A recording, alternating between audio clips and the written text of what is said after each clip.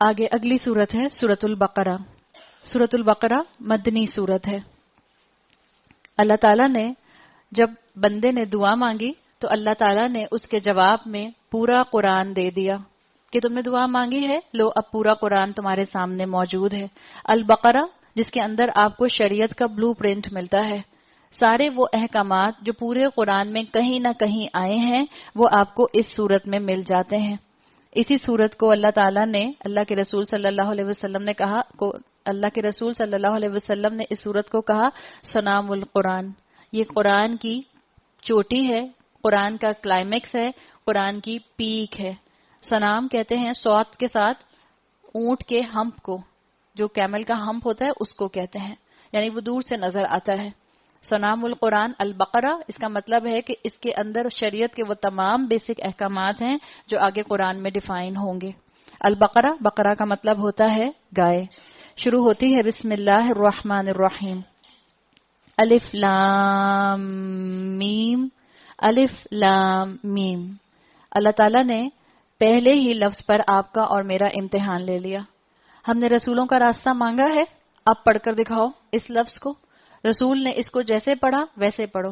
رسول کی ڈکشنری سے قرآن کو سمجھا جاتا ہے، جیسے انسانوں کا علم جو ہے وہ انسانوں کی بنائی ہوئی ڈکشنریز کے ساتھ ہی سنکرنائزڈ ہوتا ہے، رب کا کلام رسول کی ڈکشنری کے ساتھ سنکرنائزڈ ہوتا ہے. ہمیں کیسے پتا چلے گا کہ ہم نے اس کو الف لام میم پڑھنا ہے یا علم پڑھنا ہے؟ اگر آپ سورہ فیل دیکھیں تو وہاں پر بھی ایسے ہی لکھا ہوتا ہے علم، الف لام میم.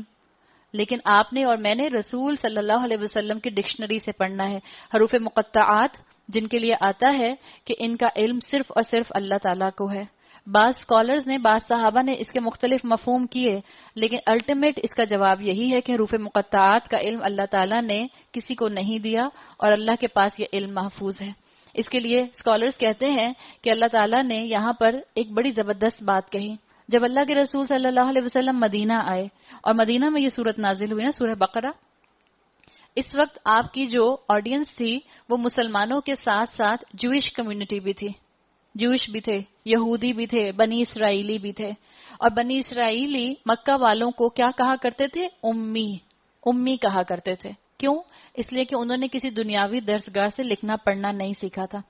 اب جو امی ہوتا ہے، مثال کے طور پر آپ کے گھر میں ایک میڈ کام کرتی ہے، جب وہ 10 سال 15 سال آپ کے ساتھ رہتی ہے تو اس کو بھی انگریزی کے کافی الفاظ بولنے آ جاتے ہیں نا. وہ آپ کے بچوں سے بات کرتی ہے تو کہتی ہے ٹیسٹ ہو گیا، اچھا ہوا، اٹ واز گڈ. اچھی میڈ ہے، چھوٹی عمر کی تو جلدی سیکھ جاتی ہے. لیکن آپ کی میڈ آپ سے دیکھ کے بولنا تو سیکھ جاتی ہے. اگر آپ اسے کہیں گی الفابیٹس یہ سامنے لکھے ہیں پڑھ کر سناؤ تو پڑھ سکتی ہے؟ پھر نہیں پڑھ سکتی. صحیح ہے. علماء کہتے ہیں کہ اللہ تعالیٰ نے یہاں پر جوئش کمیونٹی کا امتحان دیکھیں کیسے لیا، کہ انہوں نے کہا کہ رسول اللہ صلی اللہ علیہ وسلم تو امی ہیں، انہوں نے دنیاوی طور پر کہیں سے علم حاصل نہیں کیا، تو اس کا مطلب ہے کہ یہ بول تو سکتے ہیں، کوئی ان کو سکھا تو سکتا ہے، آ کے کوئی باتیں ان کو تاریخ کی بتا تو سکتا ہے، لیکن یہ الفابیٹس نہیں پڑھ سکتے. جب انہوں نے الفابیٹس پڑھے الف لام میم، اس کا مطلب ہے کہ یہ جوئش کمیونٹی کو بتا دیا گیا کہ یہ کلام محمد نے خود نہیں اپنے اوپر نازل کیا، یہ خود نہیں گھڑا، بلکہ یہ اللہ رب العزت کا کلام ہے جو محمد رسول اللہ صلی اللہ علیہ وسلم پر نازل کیا گیا ہے. اس لیے یہ الفابیٹس کو پراپرلی پروناؤنس کر رہے ہیں. حروف مقطعات کو الگ الگ الفابیٹس کے اندر پروناؤنس کیا جاتا ہے. پھر آیا ذالک الکتاب لا ریب فیہ، یہ وہ کتاب ہے جس میں کوئی شک ہے ہی نہیں، کوئی شک نہیں ہے. ہر وہ شک اپنے دل سے نکال دیں جو آپ کو اور مجھے عمل سے روک دے، اس لیے کہ اس کے اندر کہا گیا ہدی للمتقین، متقین کے لیے ہدایت ہے. اس کتاب کو پڑھیں گے تو ہو سکتا ہے بہت سے لوگ، لیکن ہدایت کون حاصل کرے گا؟ متقین حاصل کریں گے، متقی حاصل کریں گے. کون ہے متقین؟ وہ لوگ جو غیب پر ایمان لاتے ہیں، نماز قائم کرتے ہیں، جو رزق ہم نے دیا ہے اس میں سے خرچ کرتے ہیں، جو کتاب تم پر نازل کی گئی ہے یعنی قرآن اور جو کتابیں تم سے پہلے نازل کی گئی تھیں ان سب پر ایمان لاتے ہیں اور آخرت پر یقین رکھتے ہیں. ایسے لوگ اپنے رب کی طرف سے راہ راست پر ہیں. وَأُولَئِكَ هُمُ الْمُفْلِحُونَ، اور یہی لوگ فلاح پانے والے ہیں. فلاح کہتے ہیں الٹیمیٹ سکسیس کو، الٹیمیٹ کامیابی، جو آپ کو اور مجھے فائنلی ہمارے ڈیسٹینیشن پر کامیابی سے پہنچا دے. اگر آج میرے پاس پی ایچ ڈی کی ڈگری ہے، اگر آج میرے پاس MBA کی ڈگری ہے، اگر آج میرے پاس MBBS کی ڈگری ہے، تو قبر میں جا کر کیا یہ MBBS کی ڈگری جس کی وجہ سے میں دنیا میں کامیاب تھی، کیا مجھے قبر میں بھی کامیاب کر دے گی؟ نہیں. وہ فلاح ہے، وہ کامیابی، یہ اعمال ہیں جس کی بیسس پر اگر وہ کیے جائیں گے تو آپ اور میں آخرت میں کامیاب ہو جائیں گے. یہ وہی صورت ہے سورہ بقرہ جس کے لیے کہا جاتا ہے، حدیث کا مفہوم آتا ہے کہ اپنے گھروں کو مقبرہ مت بنا لو. اس سورہ بقرہ کی تلاوت رمضان میں تو آپ کریں گی ہی کریں گی، عام روٹین میں بھی سورہ بقرہ کی تلاوت کو کنٹینیو رکھیں. اس لیے کہ جس گھر میں سورہ بقرہ پڑھی جاتی ہے، رسول اللہ صلی اللہ علیہ وسلم کی حدیث کے مطابق وہاں پر شیطان داخل نہیں ہوتا. اللہ تعالیٰ نے متقین کی صفات بتا دی کہ متقین کون ہوتے ہیں. اور یہ جو قرآن ہے، پورے قرآن میں اب آپ غور کرتی جائیے گا، جہاں جہاں تقویٰ کا ذکر آئے گا، یہ ساری صفات جو جو تقویٰ کے ساتھ اٹیچڈ ہوں گی، یہ مجھے اپنے اندر ڈیویلپ کرنی ہے. اس لیے کہ متقی کی زبان، متقی کا دل، متقی کا عمل، متقی کی روح جو ہوتی ہے وہ اللہ کی اطاعت کا نمونہ پیش کرتی ہے. یہی مجھے اور آپ کو بننا ہے. یوں سمجھ لیں کہ اس رمضان آپ کی اور میری جو تھیم ہے، جو سمجھنے کی قرآن کو تھیم ہے، وہ ہے تقوی اختیار کرنا. اللہ کرے کہ میں اور آپ ان آیات پر غور کر سکیں جن آیات میں اللہ تعالیٰ نے تقوی کا ذکر کیا ہے. جن لوگوں نے ان باتوں کو تسلیم کرنے سے انکار کر دیا ان کے لیے یکساں ہے، خواہ تم انہیں خبردار کرو یا نہ کرو، بہرحال وہ ماننے والے نہیں ہیں. اللہ نے ان کے دلوں اور ان کے کانوں پر مہر لگا دی ہے اور ان کی آنکھوں پر پردہ پڑ گیا ہے. وہ سخت سزا کے مستحق ہیں. کون سی سزا کے مستحق ہیں؟ اللہ کی ناراضگی کی سزا، یا اللہ نہ کرے اس کے بعد آگے آنے والی جہنم کی سزا. بعض لوگ ایسے بھی ہیں جو کہتے ہیں کہ ہم اللہ پر اور آخرت کے دن پر ایمان لائے ہیں، حالانکہ در حقیقت وہ مومن نہیں ہیں. وہ اللہ اور ایمان لانے والوں کے ساتھ دھوکہ بازی کر رہے ہیں، پریٹینڈ کرتے ہیں. کلمہ گو تو ہیں لیکن عمل سے بالکل خالی ہیں. دراصل وہ خود اپنے آپ ہی کو دھوکے میں ڈال رہے ہیں اور انہیں اس کا شعور نہیں ہے. وہ لوگ جو کہتے ہیں چلو تم ادھر کو ہوا ہو جدھر کی. کلمہ گو مسلمان جن کے پاس علم تو تھا لیکن اس علم نے ان کو خود شناسی نہیں دی. جب خود شناسی آتی ہے تو خدا شناسی تک انسان پہنچ جاتا ہے. تو اللہ تعالیٰ نے ان لوگوں کا یہاں ذکر کر دیا، وہ لوگ جو پریٹینڈ کرتے ہیں کہ ہم کلمہ گو ہیں لیکن ان کا کلمہ اس کے تقاضے پورے کرنے کے لیے ان کو عمل پر نہیں دوڑاتا. ان کا حال کیا ہوتا ہے؟ while you are in Rome, do as Romans do. یہ حال ان کا ہوتا ہے. ان کے دلوں میں ایک بیماری ہے جسے اللہ نے اور زیادہ بڑھا دیا، اور جھوٹ وہ بولتے ہیں، اس کی پاداش میں ان کے لیے دردناک سزا ہے. جھوٹ بولنا اسکالرز کہتے ہیں انڈر کانفیڈنٹ ہونے کی علامت ہوتا ہے. مومن کبھی جھوٹ نہیں بولتا. مسلمان تو جھوٹ بول سکتا ہے، مومن جھوٹ نہیں بولتا. اس لیے کہ یاد رکھیں یہ دو لیولز ہیں، مسلم ہونا الگ ہے اور مومن ہونا الگ ہے. آپ کے اور میرے پاسپورٹ میں، آپ کے اور میرے ڈومیسائل میں، آپ کے اور میرے آئی ڈی کارڈ میں ریلیجن کے پورشن میں اسلام تو لکھا ہوا ہو سکتا ہے، لیکن ضروری نہیں ہے کہ اس اسلام نے مجھے مومن بھی بنا دیا ہو، متقی بھی بنا دیا ہو. چاہے میں کبیرہ گناہ کرتی ہوں، کیا کبیرہ گناہ کرنے والا مسلمان رہتا ہے؟ جی ہاں، کبیرہ گناہ کرنے والا بھی مسلمان رہتا ہے، جب تک کہ وہ بیسک اللہ کے دیے ہوئے جو احکامات ہیں، جو فرائض ہیں، ان کا منکر نہ ہو جائے. اسکالرز کہتے ہیں کہ جو نماز کو ترک کر دیتا ہے، 5 وقت کی نماز بھی نہیں پڑھتا، ترک صلاح کرتا ہے، وہ بھی مسلمان ہے، جب تک کہ وہ منکر صلاح نہ ہو جائے. ہاں اگر وہ یہ کہے کہ نہیں کوئی 5 وقت کی نماز نہیں ہے، کوئی 5 وقت کی نماز فرض نہیں ہے، پھر یقیناً ایک مشکل کام ہے، اس کو اللہ تعالیٰ ہدایت دے اور ہدایت کی طرف لے کر آئے. لیکن جو اللہ کے بندے ہوتے ہیں وہ مومن بننے کی طرف آتے ہیں. یہاں پر آپ کو ان لوگوں کا ذکر مل رہا ہے جن کے جھوٹ کی طرف اشارہ کیا گیا، یا جن کی طرف اشارہ کیا گیا کہ جو پریٹینڈ کرتے ہیں، یہ ہیں اصل میں منافق. منافق کی ٹرم آپ کو ملتی ہے مدنی صورتوں کے اندر. کس طرح سے ملتی ہے؟ اللہ تعالیٰ نے ایک تو صورت نازل کر دی، سورۃ المنافقون، اور اس کے علاوہ یاد رکھیں اللہ نے جہاں جہاں منافق کو ایڈریس کیا ہے، سورۃ المنافقون کے علاوہ اگر آپ دیکھیں اللہ نے یا ایھا الذین آمنو کہہ کر ایڈریس کیا ہے. اللہ نے یہ نہیں کہا کہ یا ایھا الذین نافقوا، یہ نہیں کہا اللہ تعالیٰ نے.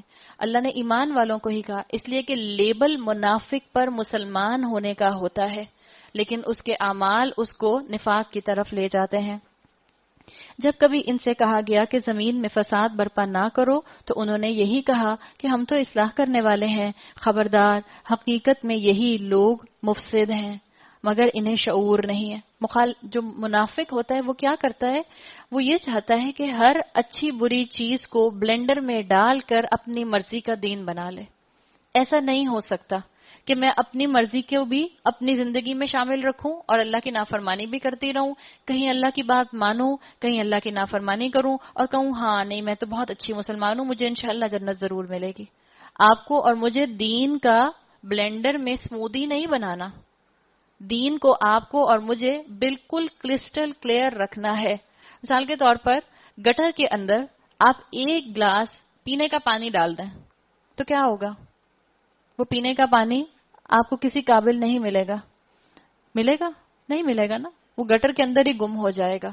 اس لیے آپ کو اور مجھے اپنے دین کو خالص رکھنا ہے، وہ اعمال کرنے کی کوشش کریں جو اعمال اللہ کے رسول صلی اللہ علیہ وسلم اور صحابہ کی سنت سے ثابت ہیں، ان اعمال کو اپنی زندگی میں لانے کی کوشش کریں، ورنہ ایسا نہ ہو کہ زندگی میں مجھے اور آپ کو پتہ نہ چلے اور آپ اور میں کسی نہ کسی طرح خاموشی سے منافقت کا شکار ہو جائیں۔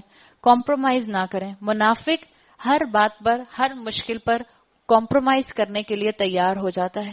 اللہ کی رحمت ہے الحمدللہ کہ جو لوگ اپنے پیروں پر اپنی ول پاور سے نکل کر قرآن سننے کے لیے آ جائیں، امید ہے کہ ان کے دل میں نفاق نہیں ہوگا۔ اللہ ہم سب کو منافقت سے دور رکھے۔ آپ کا اور میرا کام ہے کہ ہم اسلام کی پرسٹین پیورٹی کو سنبھال کر رکھیں۔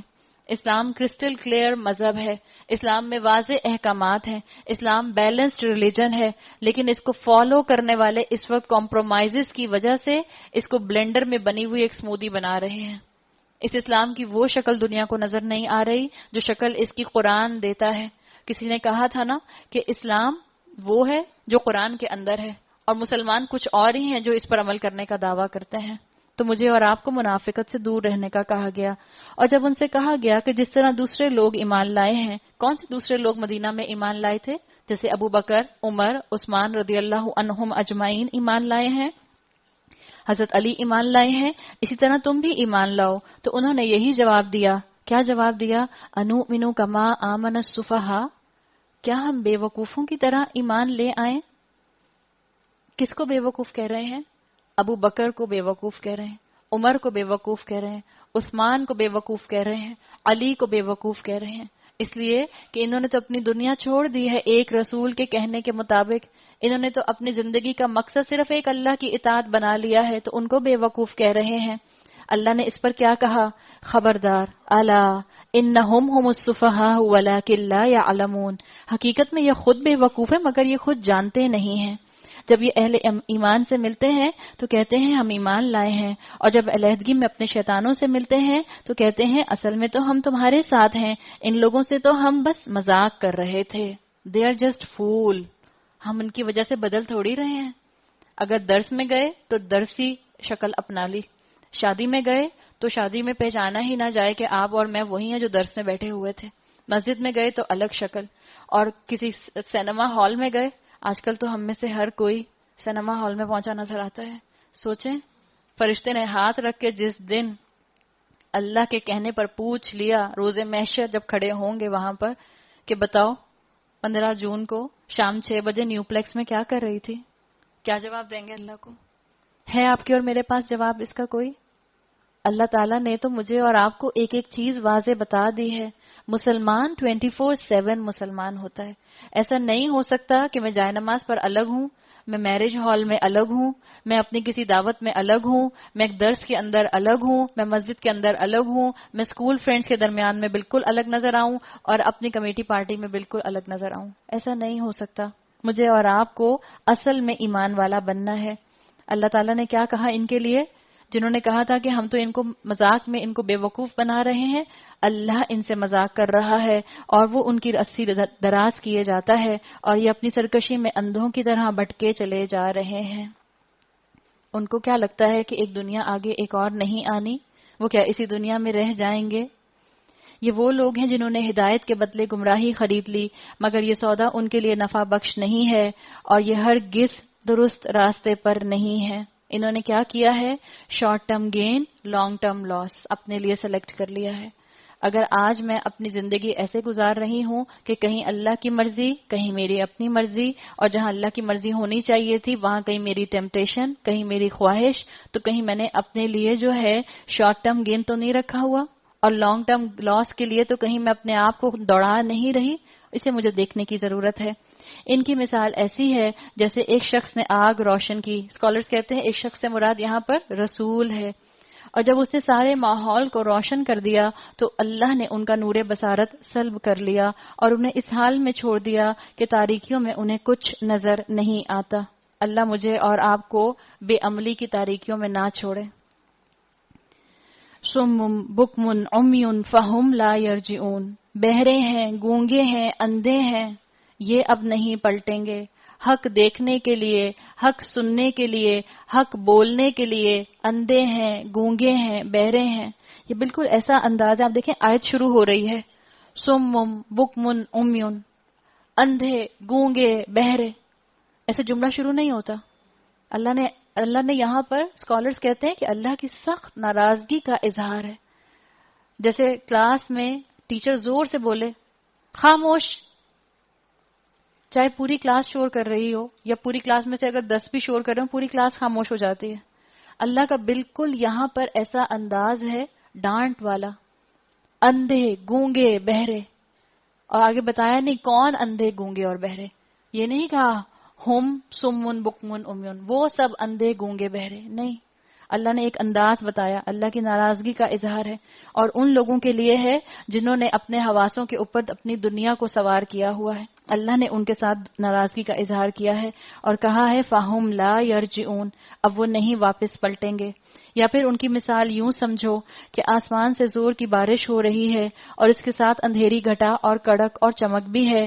یہ بجلی کے کڑاکے سن کر اپنی جانوں کے خوف سے کانوں میں انگلیاں ٹھوسے لیتے ہیں اور اللہ ان منکرین حق کو ہر طرف سے گھیرے میں لیے ہوئے ہے. ڈبل مائنڈڈ لوگوں کا ذکر ہے. جب آسان احکامات آتے ہیں تو چل پڑتے ہیں، جب نفس کا پریشر آتا ہے، ٹیمپٹیشنز کا پریشر آتا ہے، خاندان کا پریشر آتا ہے، رک جاتے ہیں. تو اللہ تعالیٰ نے ان کو وارن کر دیا کہ اللہ نیکی کا جذبہ ایسا نہ ہو کہ تمہارے دل سے نکال ہی دے. وارن کر دیا اللہ تعالیٰ نے ان منکرین حق کو. ہر طرف سے اللہ جو ہے وہ گھیرے ہوئے ہے. چمک سے ان کی حالت یہ ہو رہی ہے کہ گویا ان قریب بجلی ان کی بصارت اچک لے جائے گی. جب ذرا کچھ روشنی انہیں محسوس ہوتی ہے تو اس میں کچھ دور چل لیتے ہیں اور جب ان پر اندھیرا چھا جاتا ہے تو کھڑے ہو جاتے ہیں. اللہ تعالیٰ نے تمثیل سے، ایگزامپل سے، پیرابل سے بات سمجھائی کہ جب آسان احکامات آتے ہیں تو عمل کر لیتے ہیں، مگر جو عمل لائف سٹائل سے ٹکراتا ہے وہاں پر مشکل ہو جاتی ہے. نماز پڑھ لیتے ہیں، روزہ رکھ لیتے ہیں، لیکن جب امی کہتی ہیں کہ بیٹا اتنا ٹائٹ پجامہ پہن کر باہر نہ جاؤ، جب امی کہتی ہیں کہ بیٹا اپنی فیئرویل پارٹی کے لیے بال گاؤن نہ بنواؤ، تب تو کچھ سمجھ نہیں آتی. تب تو ہمیں بالکل کچھ سمجھ نہیں آتا. اور ہم سب خواتین جو ہم عمر کے اس حصے میں ہیں کہ ہمارے ہاتھوں میں جوان اولاد ہے، ہم اپنے خاندان والوں کے ہاتھوں میں کتنا اپنے آپ کو رولتے ہیں. ہم اپنی ہدایت کا یا اپنی گمراہی کا ریموٹ کنٹرول لوگوں کے ہاتھوں میں دے دیتے ہیں. اپنی ہدایت کا ریموٹ کنٹرول اپنے ہاتھ میں رکھیں.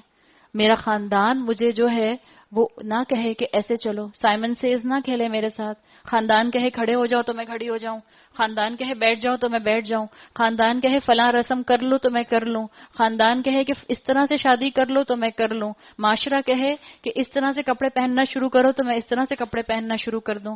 خاندان اور معاشرہ کہیں میرے ساتھ سائمن سیز نہ کھیلتا رہے، بلکہ مجھے اللہ کی طرف پلٹ کر چلنا ہے. اللہ چاہتا تو ان کی سماعت اور بصارت بالکل ہی سلب کر لیتا. یقیناً اللہ ہر چیز پر قادر ہے. ان اللہ علی کل شیء قدیر. اگر یہ ایک جملہ آپ کو اور مجھے یاد رہ جائے تو شاید آپ اور میں گناہ کرتے ہوئے رک جائیں. گناہ کرتے کرتے آپ کا اور میرا ہاتھ رک جائے.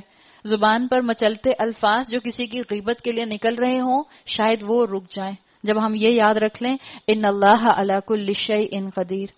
اللہ جو ہے وہ ہر چیز پر قدرت رکھتا ہے. اب آگے سے آیت نمبر 21 سے یونیورسل میسج آ رہا ہے. اللہ تعالیٰ نے یہاں پر لوگوں کو دعوت دی ایک رب کی عبادت پر اکٹھے ہو جاؤ.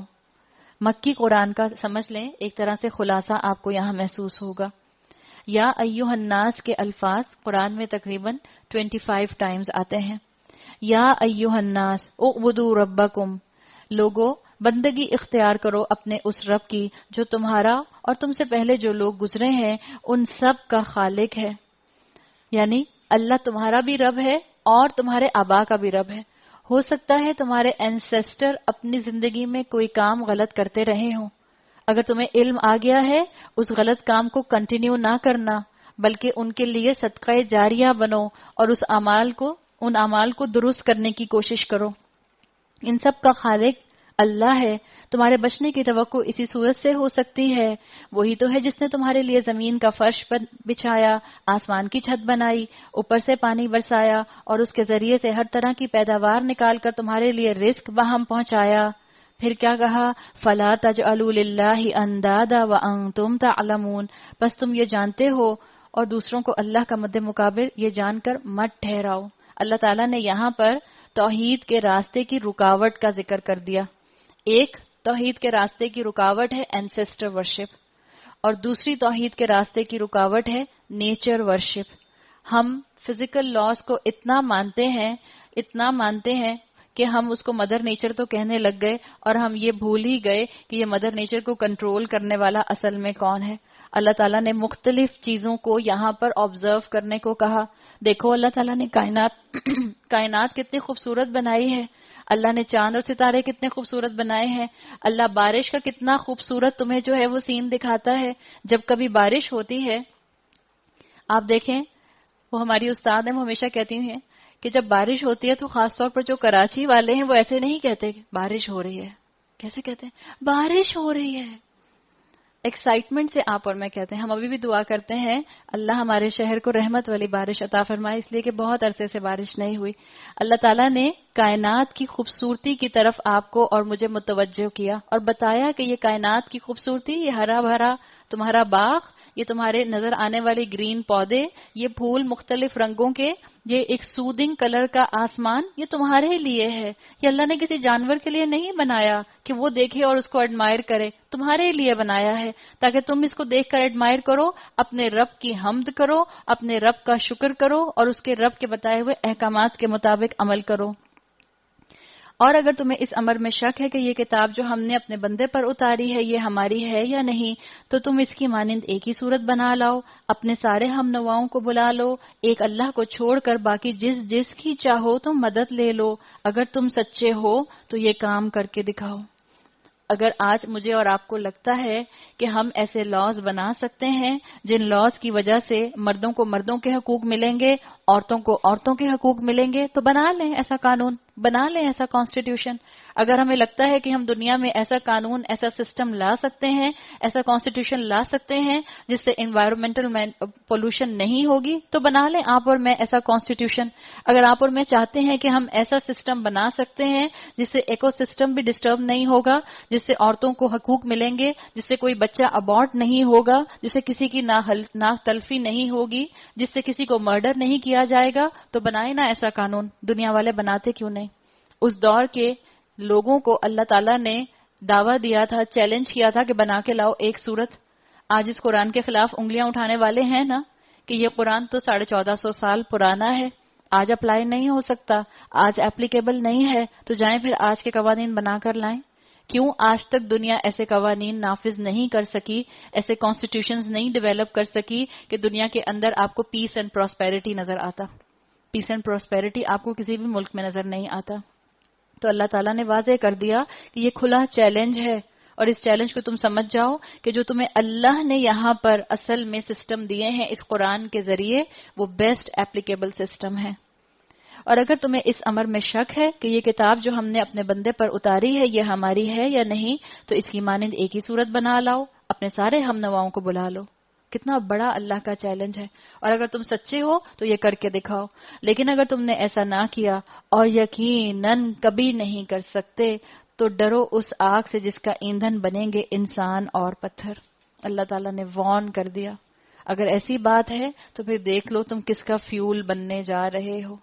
کون سی یہ آگ ہے؟ او عدت للکافرین، جو مہیا کی گئی ہے منکرین حق کے لیے، اور کافر صرف جو ہے وہ نان مسلم نہیں ہوتا، کافر مسلمان بھی ہو سکتا ہے، جو حق کو نہ مانے، جو نعمت کی ناشکری کرے، جو قرآن کو پڑھنے کے بعد بھی قرآن کو عمل کے قابل نہ سمجھے، جو قرآن کے آدھے قوانین کو مانے اور آدھوں کا انکار کر دے۔